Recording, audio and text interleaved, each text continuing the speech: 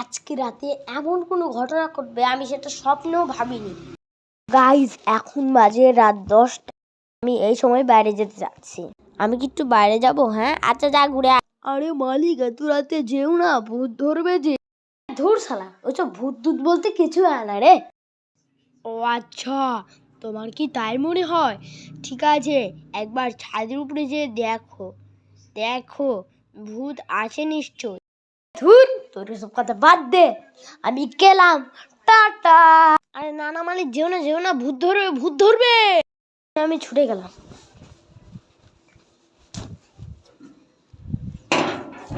আমি রাতের বেলা যখন এখানে আসলাম, গাইজ এটা একটা টয়লেট, এখানে হিসু করেছি। এই টয়লেটটা আমি বানিয়েছি আর এখানে পানিপত্রের ব্যবস্থা করা। হঠাৎই একটা ভূত চলে আসলো।